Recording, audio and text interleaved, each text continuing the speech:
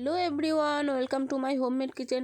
তোমরা তো নবরত্ন অনেক খেয়েছো, নাও এভাবে আজকে একটু পঞ্চরত্ন রান্না করে দেখো, অমৃত মনে হবে, অমৃত। দেখো এখানে আমি কী কী সবজি নিয়েছিলাম সিম, বেগুন, আলু, গাজর, সজনের ডাঁটা আর উচ্ছে, আর নিয়েছিলাম কটা কাঁচা লঙ্কা চেরা আর এক টুকরো আদা। সবজিগুলো কিন্তু আমি সব লম্বা লম্বা করে বড় বড় করে কেটে নিয়েছি, আর নিয়েছিলাম নতুন শীতের বিউলির ডালের বড়ি। আর এখান দেখো, তারপরে সব সবজিগুলোকে আমাদের ভালো করে নুন হলুদ মাখিয়ে নিয়ে গরম তেলে লাল লাল করে ভেজে তুলে নিতে হবে। এখানে কিন্তু ভাজাটা খুব ইম্পর্টেন্ট, সবজিগুলো যদি না ভেজে রান্না করো তাহলে কিন্তু সেই টেস্টটা আসবে না।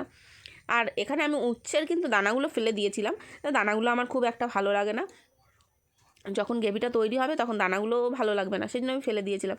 না, আমাদের সবজি মোটামুটি ভাজা কমপ্লিট। এবার ওই তেলেই আমি সজনে ডাঁটাটা ভাজা করে নেবো ভালো করে। আচ্ছা, তোমরা কে কোথা থেকে আমার ভিডিওটা দেখছো একটু আমায় কমেন্ট করে জানিও তো। আর আমার রেসিপিগুলো কি তোমাদের ভালো লাগছে কি না আমি তো বুঝতে পারছি না কমেন্ট না করলে। নাও, ডালের বড়িটা ওরা ভেজে নিলাম, ওই তেলে দিয়ে দিলাম আলুগুলো বেশ লাল লাল করে নুন হলুদ মাখিয়ে নিয়েছিলাম। লাল লাল করে ভাজা করে নেওয়ার পরে একটু সাইড করে নিয়ে ওর মধ্যে ফোড়নে দিয়ে দিয়েছিলাম খানিকটা পরিমাণে রাঁধুনিটা তেলের মধ্যে দিয়ে একটু নাড়াচাড়া করে যখন ফ্লেভারটা ছাড়বে রাঁধুনি, ওর মধ্যে দিয়ে দেবো ওই আদার টুকরোটা গ্রেট করে। আমি কিন্তু বেটে দিইনি, যেহেতু বেটে দিলে একদম মিহি হয়ে যাবে, আর গ্রেট করে দিলে একটু মুখে লাগবে, টেস্টটা ভালো লাগবে। নাও, এবার আলুর সাথে আমাদের মশলাটাও ভাজা হয়ে গেছে ফোড়ন, এর মধ্যে দিয়ে দিলাম জিরের গুঁড়ো, লঙ্কার গুঁড়ো দেওয়ার পরে একটু জল দিয়ে দিয়েছিলাম যেন মশলাটা পুড়ে না যায়। ওর মধ্যে দিয়ে দেবো স্বাদ মতো লবণ আর হলুদটা কিন্তু সবার স্বাদ মতো দিও।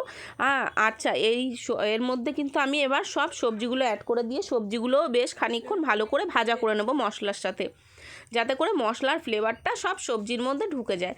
এবার নাড়াচাড়া করে ভাজা করে নেওয়ার পরে ওর মধ্যে অ্যাড করে দেবো কিছুটা পরিমাণে গরম জল। এখানে কিন্তু গরম জল অবশ্যই ইম্পর্টেন্ট, গরম জল দিলে টেস্টটা আমাদের এই পঞ্চরত্ন টেস্টটা আরও দ্বিগুণ বেড়ে যাবে। আচ্ছা, যখন ঝোল ফুটে যাবে ওর মধ্যে অ্যাড করে দিতে হবে সামান্য চিনি টেস্টটাকে ব্যালেন্স করার জন্য। নাও, এবার ওর মধ্যে কিছু বড়িটা দিয়ে ঢাকা দিয়ে দেবো, ঢাকা দিয়ে ফুটে এলেই তৈরি আমাদের, ফুটে সব সবজি সিদ্ধ হয়ে গেলেই তৈরি আমাদের পঞ্চরত্ন।